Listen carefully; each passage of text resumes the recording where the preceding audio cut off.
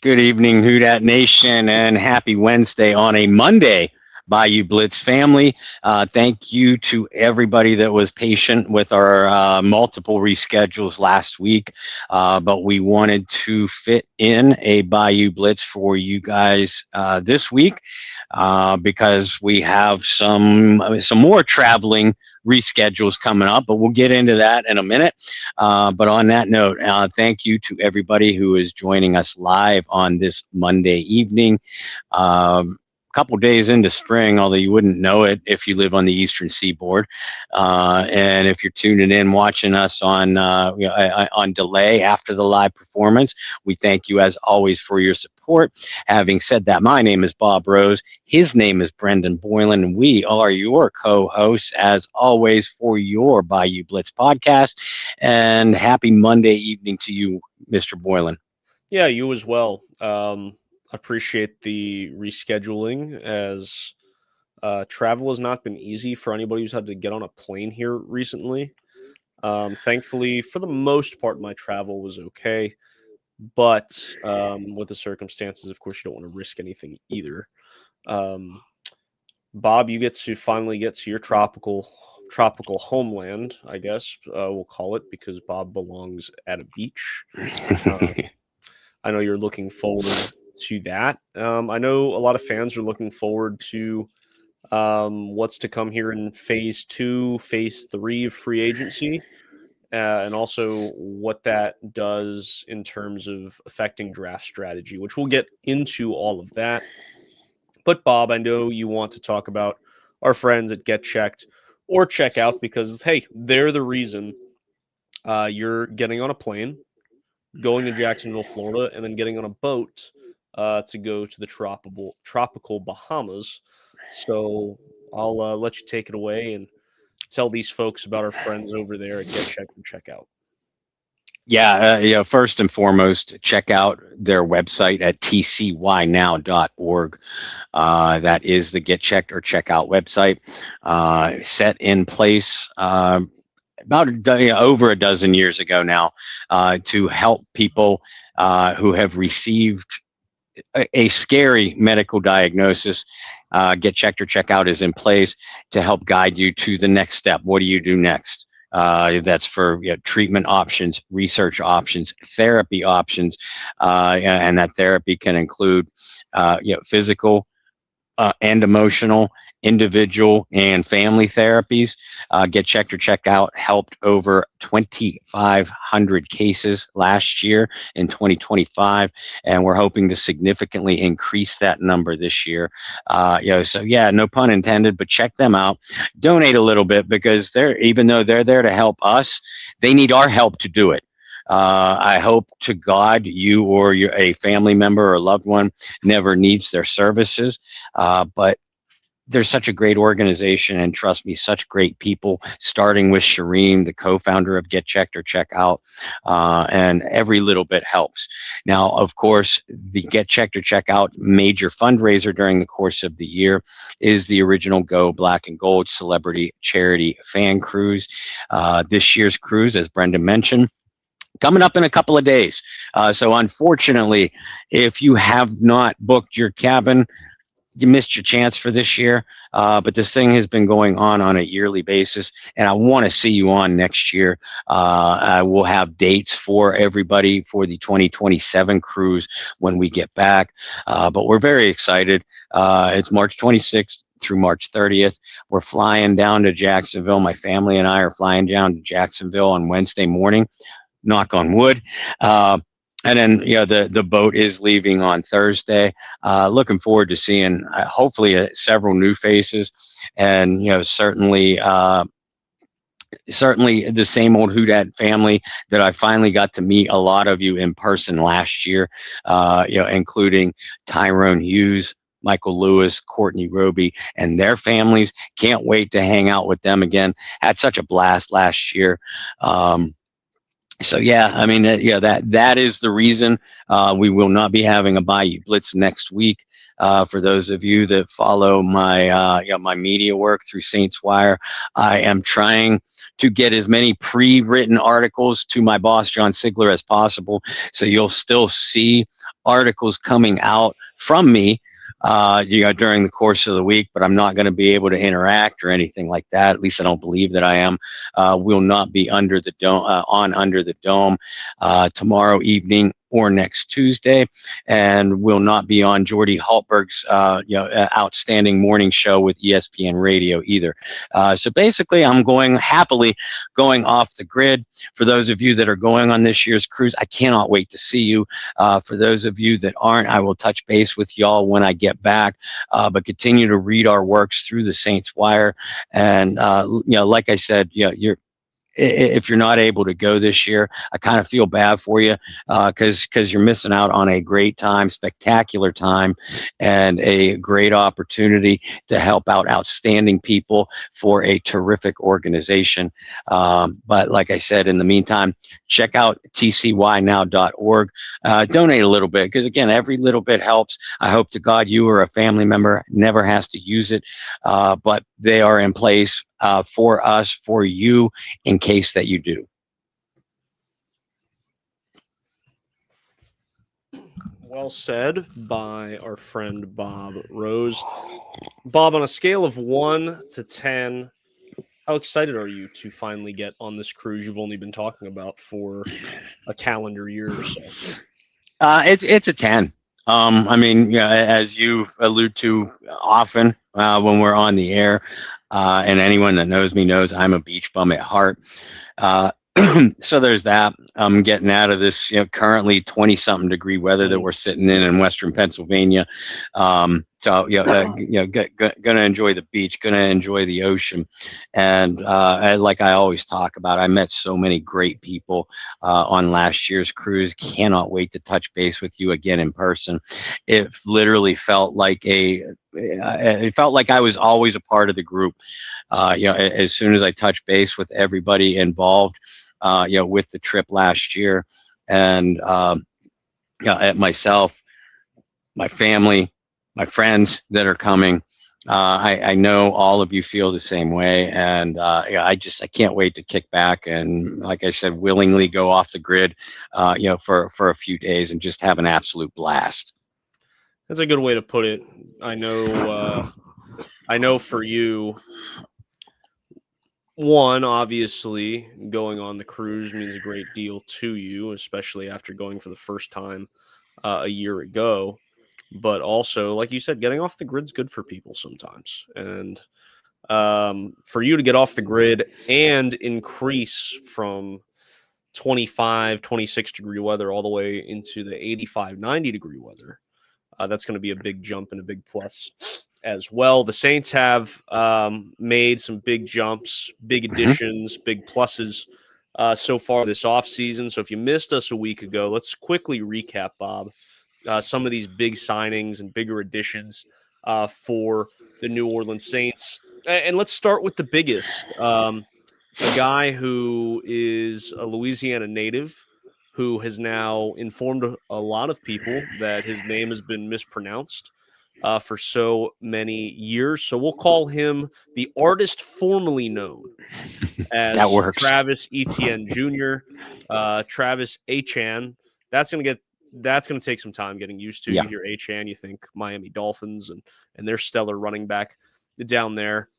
But Travis is going to make an immediate impact, an immediate difference. Look at what he was doing in Jacksonville. He does a lot of similar things to Alvin Kamara, which brings up some questions surrounding Kamara's future. Still just a lot of speculation, and I don't expect us to hear anything for certain anytime soon. I think there could be a telltale sign if the Saints were to take a running back on day 1 or day 2 in the draft. I think that kind of gives you an early indicator of where Kamara's future with the team may lie. But let's not jump too far ahead, Bob. I think Achan, or the artist formerly known as ETN, we're just going to go ahead and patent that one, trademark stamp for the Bayou Blitz. he's the big one, but he's going to be running behind another big addition in free agency, a big addition from Buffalo, Bob. Yeah, David Edwards. I'm just as excited about the David Edwards signing, as I am about the running back formerly known as ATN. Both moves were made specifically to significantly upgrade a Saints running game that ranked not near at the bottom of the league in 2025. And yes, I do believe that Alvin Kamara is going to be a Saint in 2026, unless the Saints get some kind of trade offer from a suitor that just it almost forces them to pull the trigger. I also believe that running back in day 3 is still very much in play for this team within a running back class that I really like.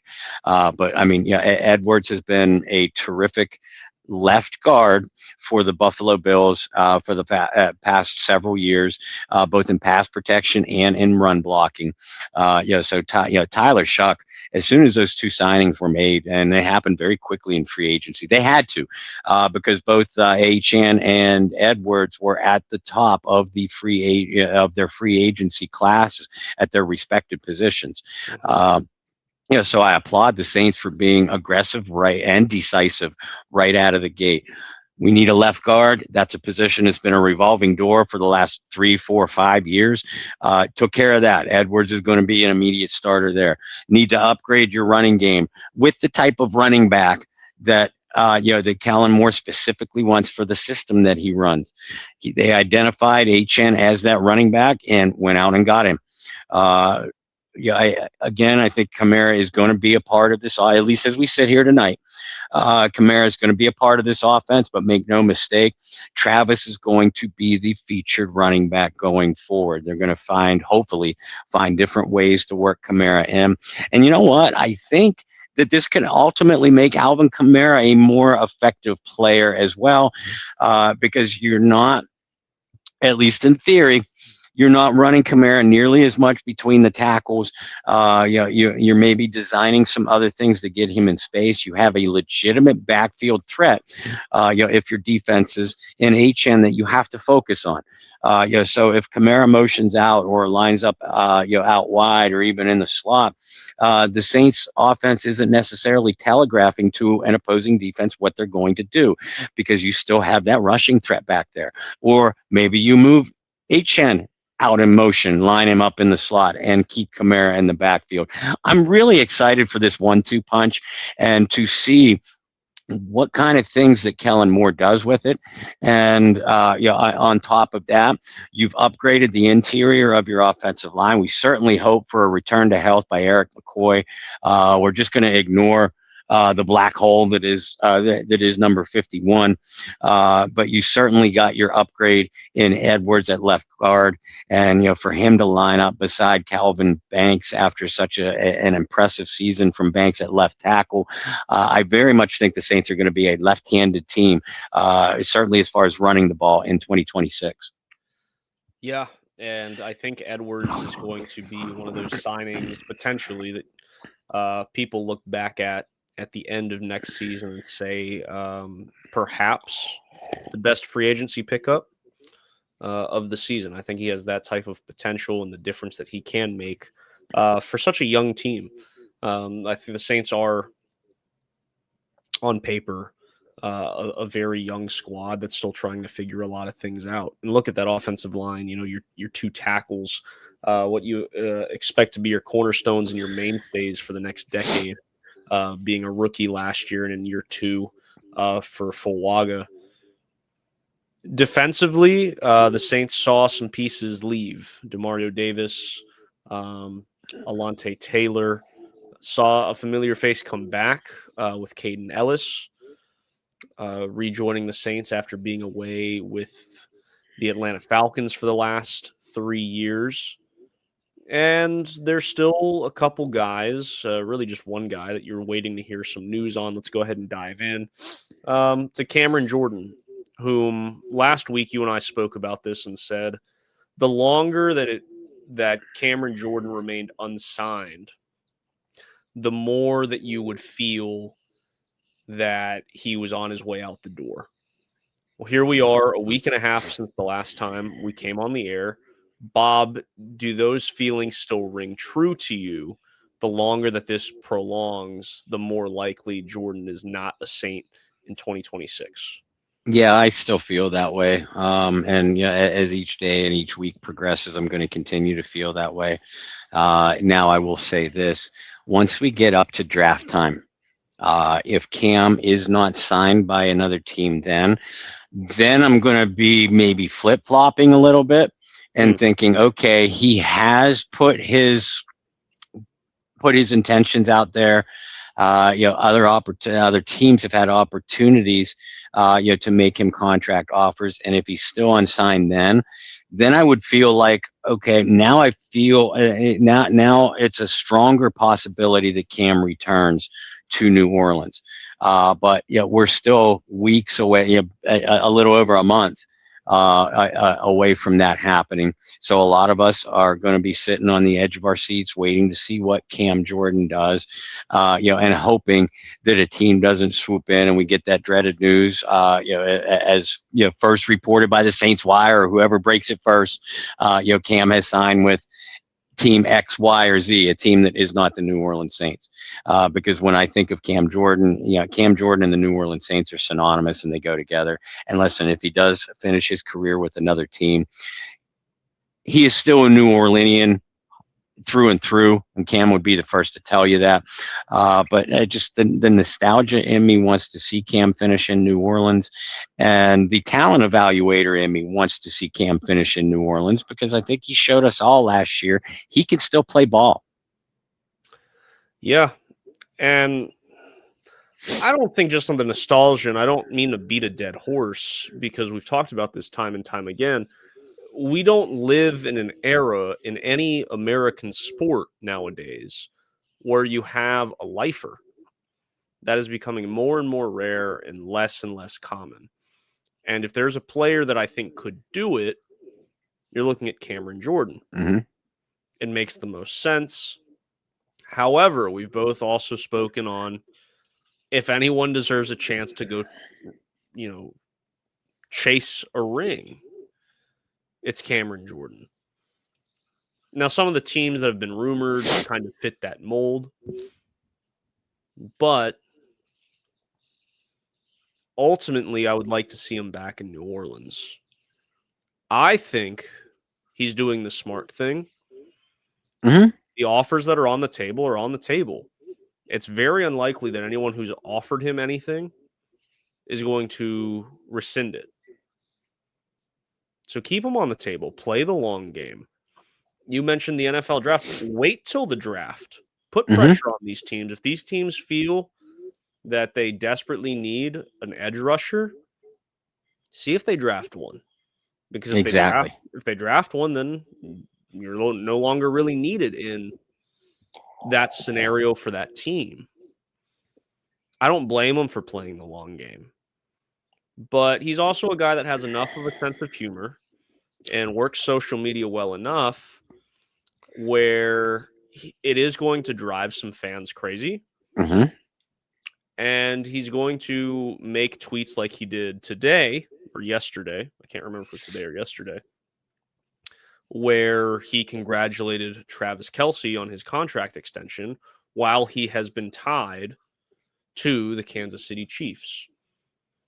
Another player that's very good at that in New Orleans, Alvin Kamara. Some of these grizzled veterans know how to kind of get under the skin of the Houdat Nation. Ultimately, it'll be interesting to see what Cam decides to do, but I don't see this coming to an end anytime soon. No, I think is what I'm getting at.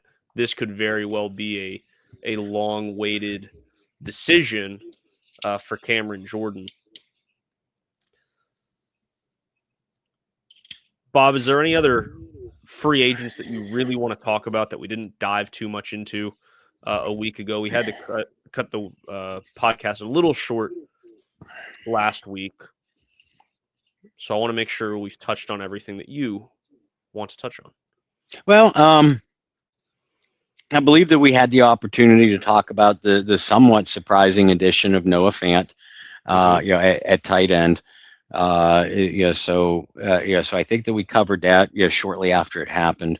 Now, a couple days ago, I think it was over the weekend.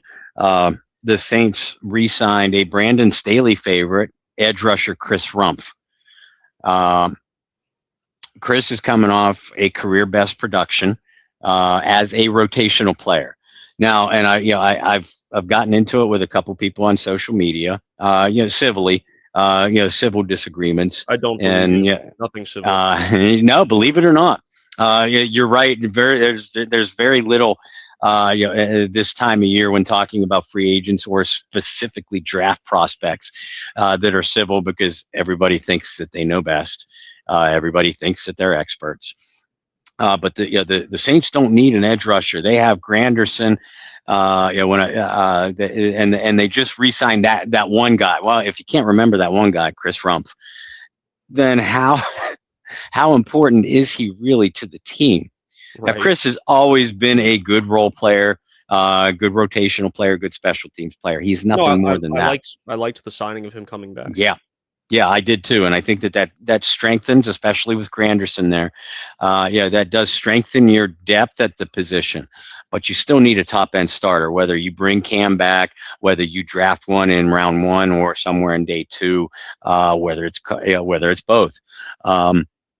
But both you and I liked the re-signing of Rumpf. It doesn't force you to. If you don't get Cam, and if you don't get the edge rusher that you want in round 1 or round 2, you can go into the season timidly with Granderson as your starter opposite of Chase Young, and Rumpf has proven he can make some plays when called upon. That's just like we talked about the signing of the running back Ty Chandler a couple weeks ago. All Rumpf does is strengthen the back end of the depth chart. Don't make no mistake, he wasn't brought in to start, not even not even a bridge starter to a potential rookie or anything like that. This was a signing to bolster your special teams and strengthen the back half of your depth chart. Right. No, 100%. 100%. I think it's interesting you say you've gotten into it civilly with a few people on what the Saints' needs truly are. I want to say that you and I both spoke on this podcast about how this was not a team that was a piece or two away. Mm-hmm. That this team was not a team that was particularly close to being a contender in the NFC. Certainly a contender for the division. I think some of that has to do with how bad the division has been. But there are still needs everywhere. And just because they've addressed a particular position in free agency, even positions that they've addressed where we think they've hit home runs.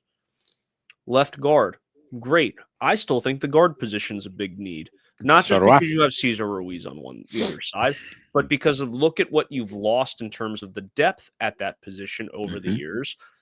And particularly over the last 2 years, look at how unlucky this team has been in terms of injuries to the offensive line, right? That's still a need. I look at the defensive backfield. Yes, you lose Alontae Taylor, but you might sit there and say, well, Kool-Aid McKinstry had good flashes and good moments years ago, right? Quincy Riley had some good flashes and some good moments from a year ago. All that is true. I still think it's a need. You look at linebacker. Oh, they bring Caden Ellis back. Familiar face, a guy who's athletic, a guy who can do this and do that. I still think linebacker is a need. Mm-hmm. Right. And we're not sitting here naming every position because it's very easy to say just about any position is upgradable. Yeah. Right. But if this team truly wants to take advantage of the window of opportunity that they may have because of some of their youthfulness and some of the draft picks that have hit some of the free agent signings that have hit over the last couple years. You can't sit back and just wait for this roster to get better. You have to try to plug and play in certain places. And that's where I think, and we've talked about this in years past, I think phase 2 and 3 of free agency is just as, if not more important than phase 1 of free agency, right? Very similarly, how people say your roster, when you build out your roster, whether you hit in day 3 of the draft or not, can make or break a roster. I still think day 2 and day 3 of free agency is the same way, because that's how you fill the end of the roster out. And historically, there's plenty of top-loaded teams that make deep playoff runs and are very successful, right? But 9 times out of 10, it's not the top-heavy team that makes the run is very successful. It's the team that is deep everywhere and has playmakers at every position. That's what the Saints need to do and need to find here in days 2 and 3. So, Bob, I heard, if I heard it correctly, I heard the handy dandy notebook. Oh yeah, it's there. It's out and it's filled. And I know the handy dandy notebook has available free agents, and not just available free agents that Bob Rose himself thinks would be good fits with the New Orleans Saints.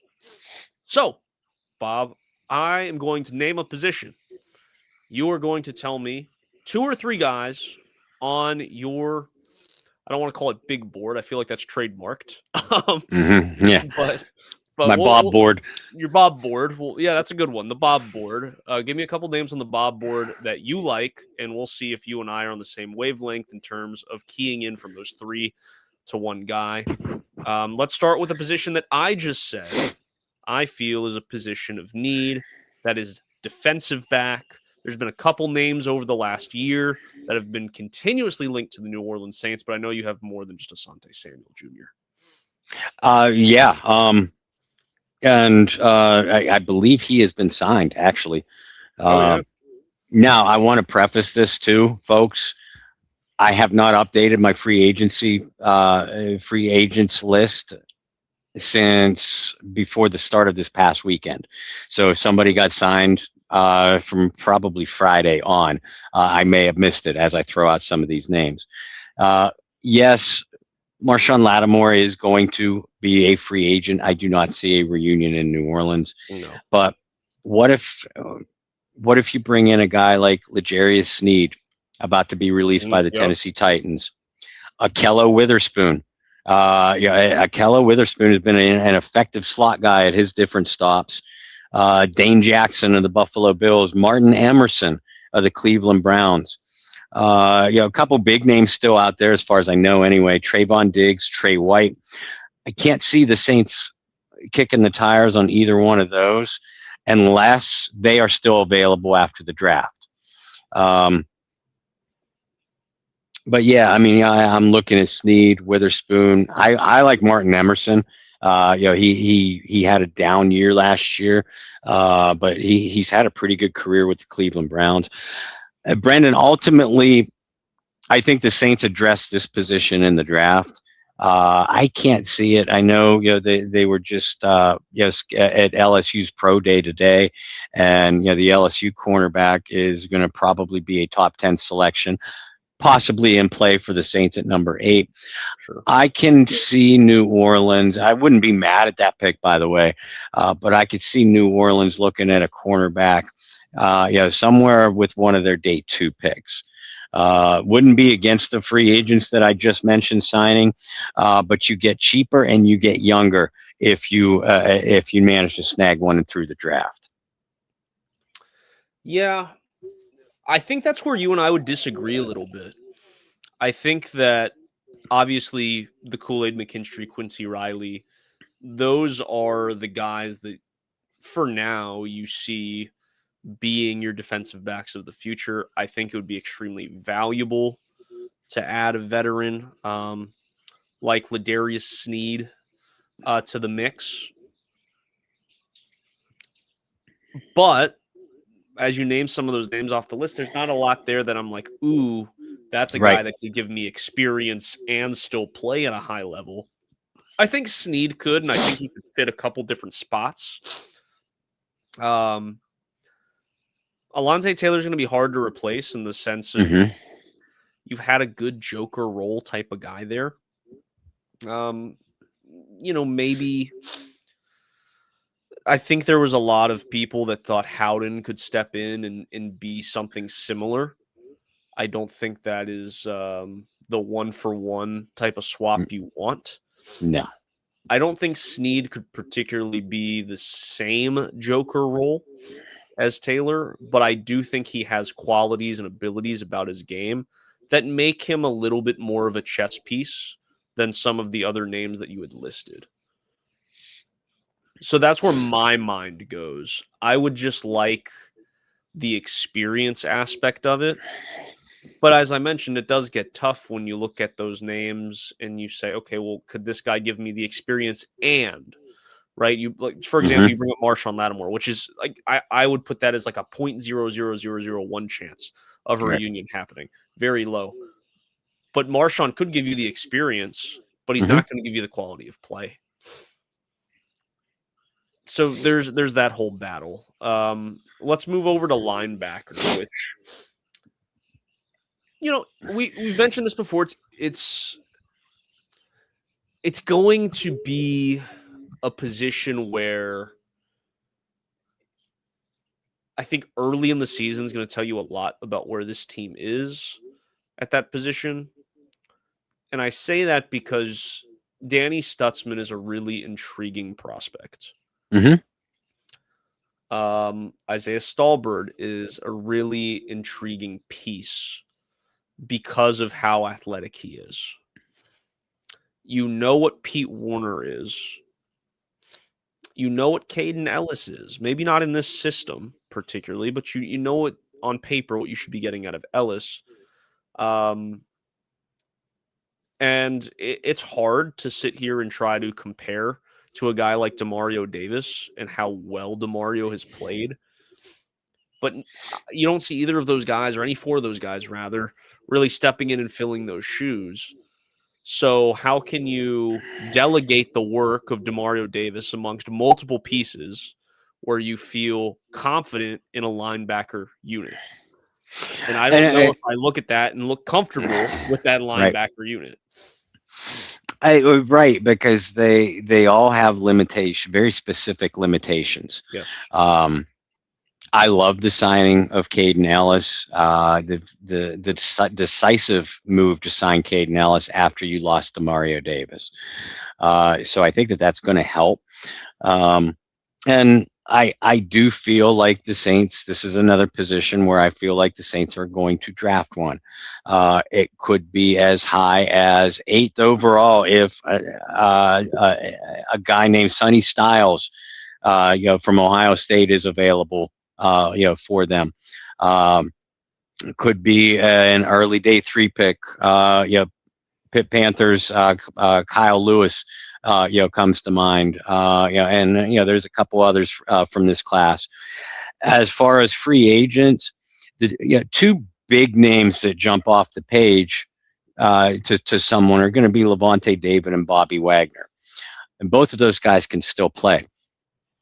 My reaction to bringing in a David or a Wagner, if you're going to bring in one of those 2 guys, then why the hell did you let Demario Davis out of your building?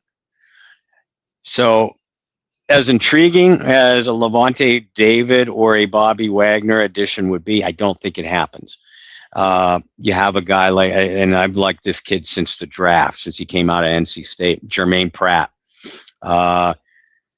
Christian Roseboom, really productive season with the Carolina Panthers last year. But again, both of those players, very much inside the box linebackers, a little bit limited in space, is not going to be a big addition to your coverage units. And a guy nobody is talking about, and I'm surprised he hasn't been signed, unless he got signed this past weekend. And I always butcher this name, so please excuse me. Bobby Okereke from latest of the New York Giants. really good tackle production, pretty good athleticism from sideline to sideline, decent on his zone reads, won't give you much in man-to-man. So, I mean, those are the linebackers that jump out to me. But again, you look at all of them, and while I don't mind any of them individually, how do any of them boost your the linebacking unit you have now? My answer is it really doesn't. It gives you more of what you already have. That's why I do think the Saints look to get younger here, because Caden will be 30 or 31. Pete Werner, we know what he can and can't do.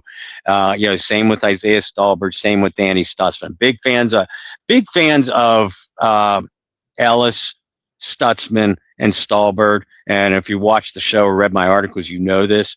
But I think the Saints focus on the draft here. I would be a little bit surprised to see a free agent signing at the position. But if they go there, those are the names that I like.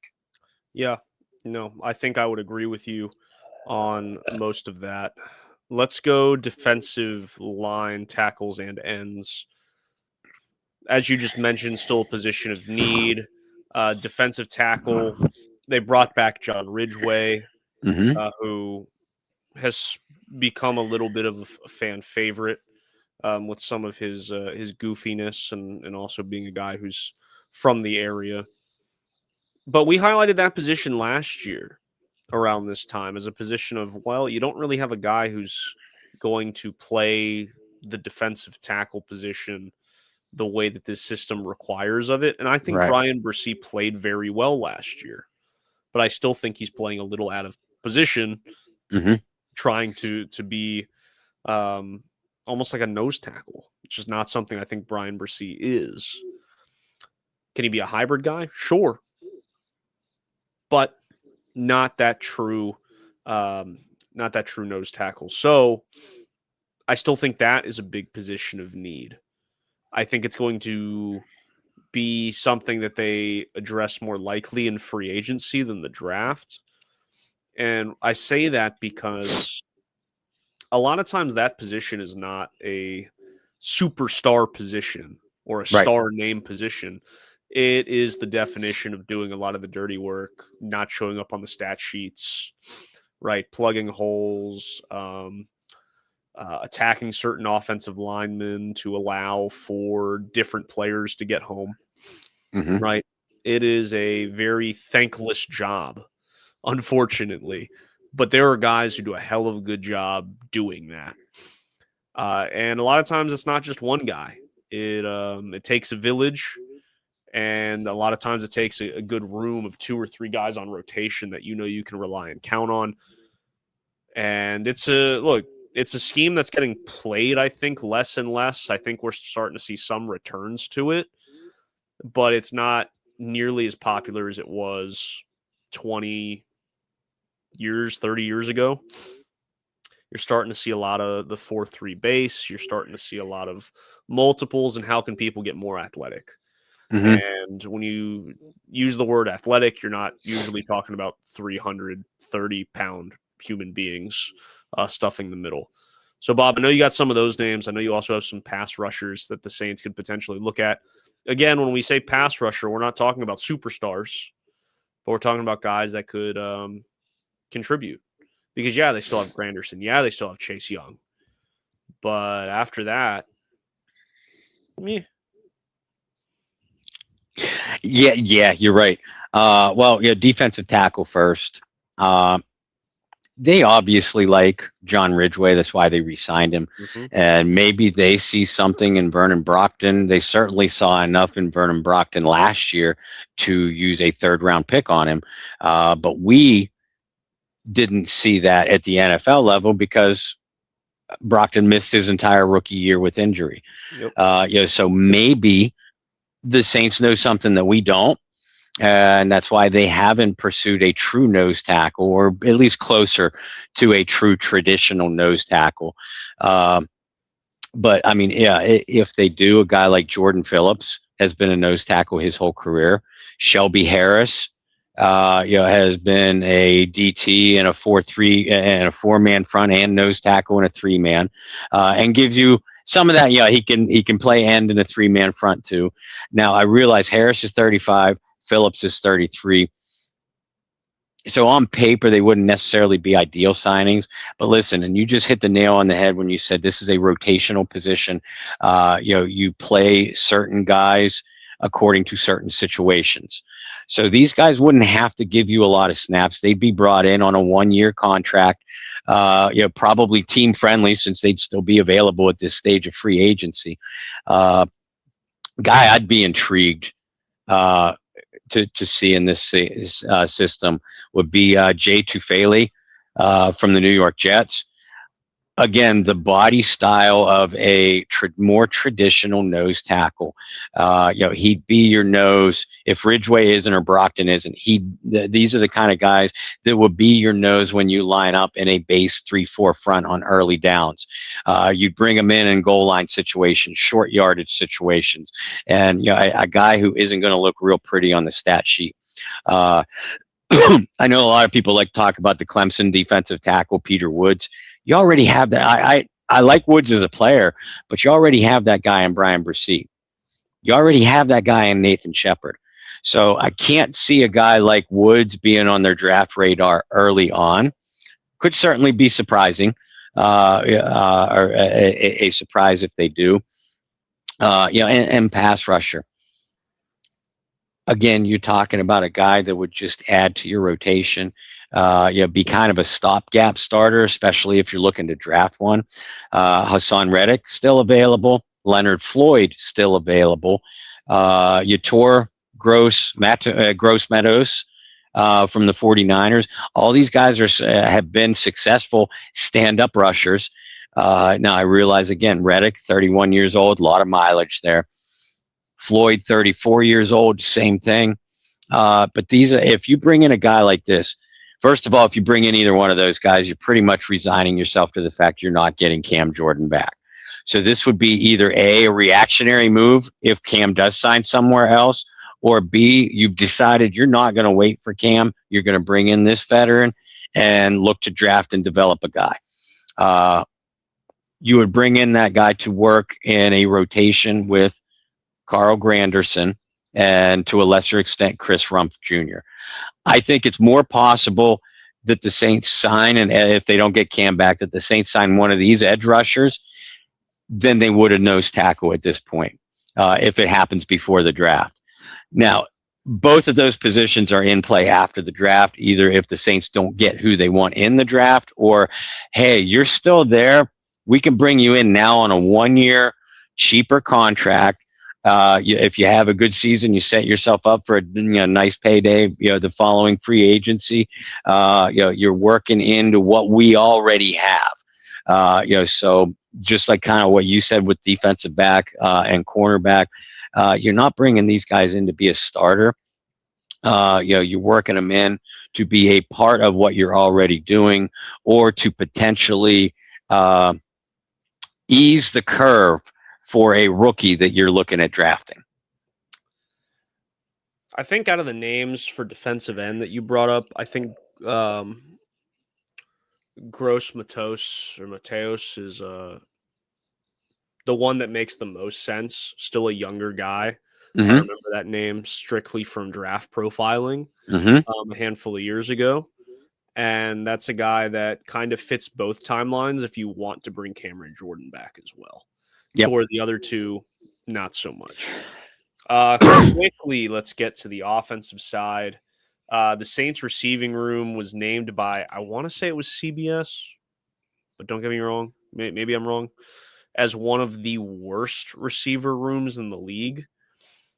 I think that's safe to say because really outside of Chris Olave, there's not a lot of star power there. I think Vele had a stretch of games that was promising, but it's still a massive position of need. This is I think this is the first position we've talked about where I can safely say draft and free agency, both very much in play. And you could see a high round draft pick and a decent name in free agency still. Not only that, I could see a high round draft pick and a day 3 pick to go along with a name in free agency. And there's still a few good names out there. I like Juwan Jennings. I think he would perform really well in Kellen Moore's system.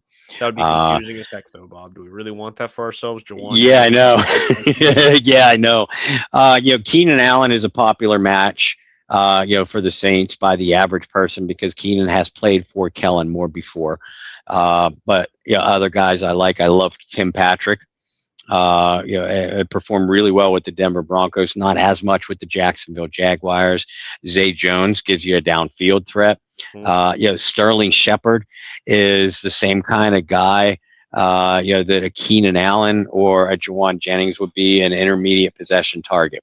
Now, of all those names that I just mentioned, notice I'm not saying guys like Tyreek Hill. I'm not saying trade for A.J. Brown. Neither of those are going to happen. They just aren't. Juwan would be the name off of this list that I would want the most, because I think that he brings you the most immediate value and the best upside going forward. But I mean, Keenan Allen, Sterling Shepard, they're successful veterans who I still think have a little bit left in the tank. That would be, if you draft a receiver in rounds 1 or 2, you're obviously planning on a contribution. You're needing and expecting a contribution from them right away. But again, a guy like Keenan Allen, Sterling Shepard, even Zay Jones, they would soften that curve where if a high draft pick wasn't able to contribute right away, and we've seen that happen, you still have a veteran presence that can give you something. And you mentioned Devon Vele. I'm going to continue to mention Jalen Polk, a second-round draft choice just 2 years ago, and the Saints thought highly enough of him to trade for him, even though they knew he was going to be out for the year. So in Vele and Polk, you still have question marks. I definitely acknowledge that, and therefore acknowledge that this team has to draft a wide receiver, if not in round 1, then certainly in rounds 2 or 3. But it would not surprise me at all if they added a veteran free agent into that mix, and then doubled down by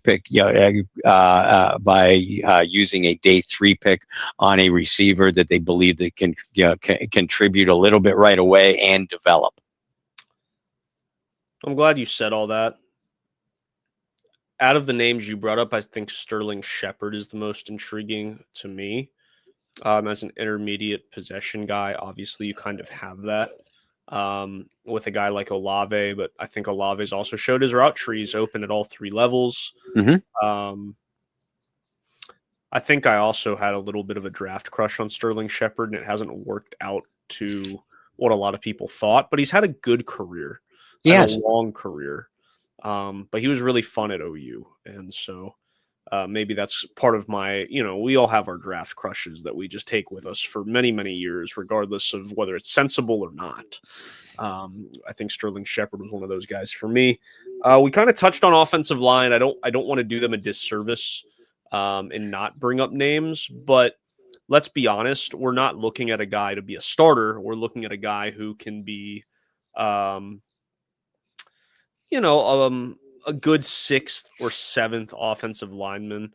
James Hurst. I thought the name was slipping for me for a little bit. A guy like that who can play tackle, can play guard, can be a plug and play when injuries happen. I thought he was a very undervalued piece of some of these recent Saints teams because of the versatility he did bring, being that 6th offensive lineman. That's what you're looking for if you're the Saints, and digging and finding that diamond in the rough in days 2 and or not days 2 and 3, but in these phases 2 and 3 of free agency. I think that's exactly where you mine for gold or find that diamond in the rough. And I still think there may be a few available, but I believe going down that route and finding that veteran is much more valuable than trying to find that guy within the draft. Yeah, I'd agree with that. And don't forget that the Saints re-signed Dylan Radunz. I believe, if I'm not mistaken, Landon Young missed last year with injury, but I believe he's back. I don't think he's a free agent, but I'm unable to research that while we're on the air right now, unless that's what you're doing. That's what I'm doing right now. So in Dylan, you have a guy that can play both guard spots. If you get Landon Young back, he's more of a tackle, but they've worked him in at guard. Uh, and like you said, I think that this is a position that they'll probably draft somewhere in day 3. They've had a couple pre-draft visits with guards that are projected to be day 2 or perhaps even late round 1 projections, which I kind of find interesting. And while you're looking up Landon back to wide receiver, the Saints have already had a ton of top draft visits with receivers that are projected to go somewhere, most of them in day 2. Obviously, you have your round 1 guys, your Jordan Tyson, your Carnell Tate, Denzel Boston could sneak into the first round. So they're doing their due diligence with their pre-draft visits at that position to be sure. Young is an unrestricted free agent. Okay. But is coming off that injury. You brought up receiver. I said this name months ago, so we'll bring him back up. My draft crush this year at that position is definitely Casey Concepcion, who played at NC State and then transferred. I think he is going to be a really good NFL wide receiver. I don't necessarily think he's going to be a superstar NFL wide receiver, but in terms of a guy that you would love to have in your receiver room who can make big plays for you, be that number 2 wideout, I look at him filling those type of shoes in the future. And I think having a guy like him in New Orleans who's going to come in as like a 3 or maybe even your receiver 4, I think brings a lot of value to this team. That's the guy I'm looking at day 2, and that's my draft crush. Go ahead. Well, I have a simultaneous. I have dual draft crushes at the position for day 2. Mine is Concepcion as well, right up there with Elijah Surratt from Indiana. I watched that man play. He looks like the collegiate version of Michael Thomas. Don't get me wrong. I'm not against a Carnell Tate. Carnell Tate I love. Jordan Tyson, I see the appeal. They draft either one of those guys at 8 overall. I can see why. Mekhi Lemon, I'm not nearly as big a fan of as what a lot of people are. But again, they draft him at number 8. I can see why. My day 3 draft crushes, and I know we're jumping way ahead, so I just spit out the names and then we'll move on. Both Mississippi wide receivers, Stribling and Harrison Wallace. You give me either one of those guys on day 3, I'm going to be grinning ear to ear. There you go. Early draft crushes. Let's wrap up tonight talking about the running back position. I don't think there's a need to talk quarterback. No. Quarterback, the only thing is I'm still waiting for the veteran quarterback to be signed. I think that'll be later on. We've seen some veteran quarterbacks on the move in the NFL. For example, we haven't talked about this. So I don't know why I'm bringing this up, but former Saint. Did you think it was weird that Andy Dalton got dealt for like a 6th round pick or a 7th round pick? Like, I just thought that was very odd. Of all players at this stage of their career, is it really that important for the Eagles to go out and get a backup quarterback? I don't know. But he plays nothing like Jalen Hurts. No. Right? He's a great locker room guy from everything that I've heard. Great NFL veteran. But I saw that trade come across, and I had heard the rumors being here in the Charlotte area that there was a lot of belief that Dalton wasn't going to be on the roster. And I was like, why? Like, why is anyone picking up the phone and asking about the availability of Andy Dalton? I get it's a 6th or 7th round pick. I get it. But I thought it was very odd. I had not seen a veteran 37, 38-year-old quarterback moved like that at this point in the offseason in a long time. No, and I kind of chuckled at it, but I see the reasoning behind it. And Andy Dalton, you have a guy that's had success with several different teams.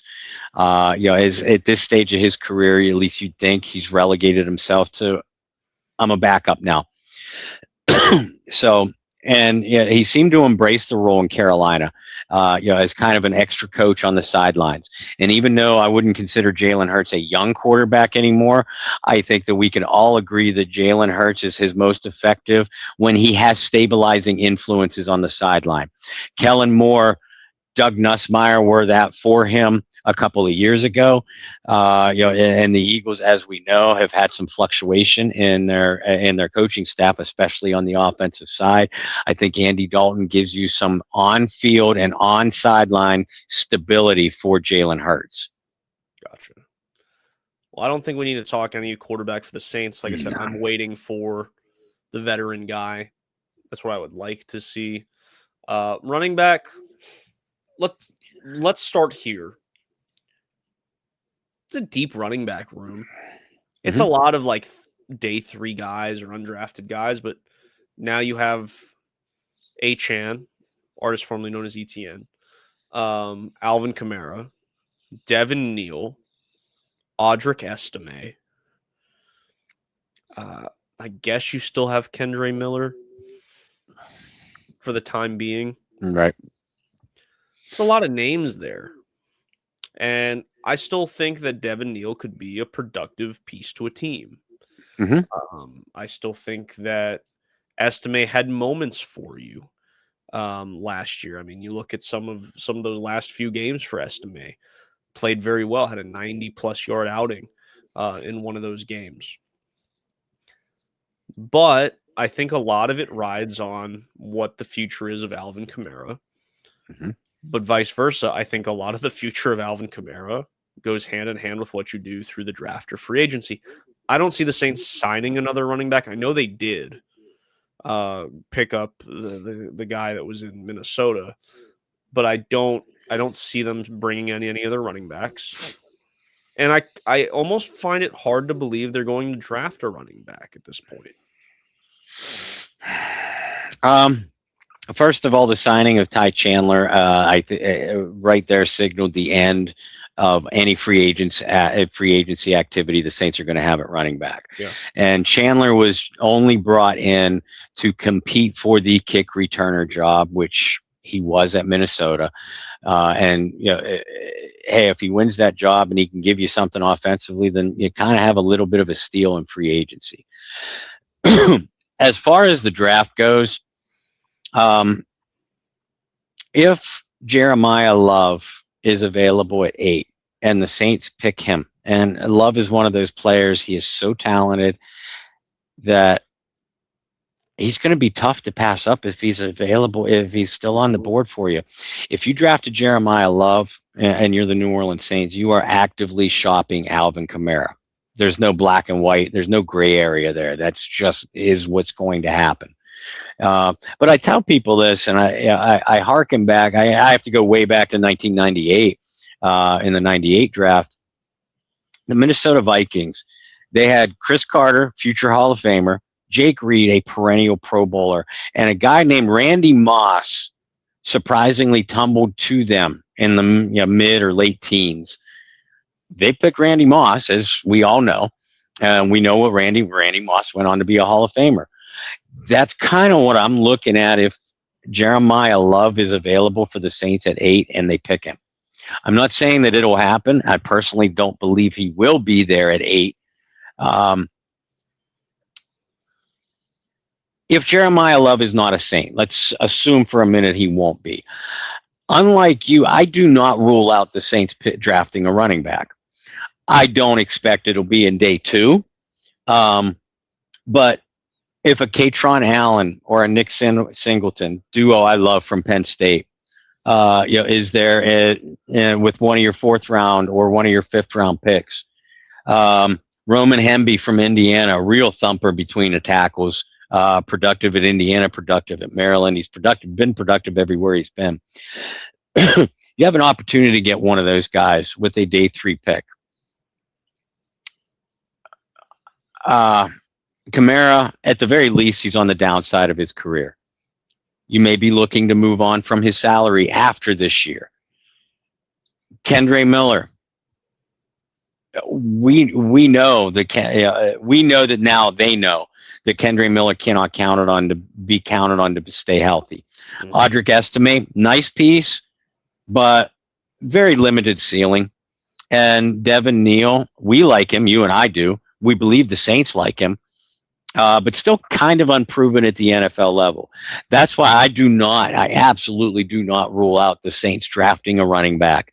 I would just be surprised if it happened any earlier than day 3. Yeah, and I think that's fair. Jeremiah Love is going to be interesting, but as you mentioned, there's been a lot of traction towards him not being there at 8, which maybe the Saints felt the same, and that's why they went and made a free agent splash. Very possible. Well, with that, Bob, we're going to wish you farewell for a little bit as Thank you are on a boat, soaking up the sun, enjoying yourself. But as you just mentioned, that doesn't mean that the works of Bob Rose go to rest. It means that Bob is working his ass off to make sure you guys have things to read while he's gone. So when he comes back, it's not like he's disappeared off the face of the earth, even though that's what he's trying to do. Secretly and not so secretly. So with that, Bob, where can people follow you and your work, whether you're on a boat or in 20-degree weather in Pittsburgh? Folks, you can follow my work through the Saints Wire. That's a USA Today publication. There's a handful of us writing over there.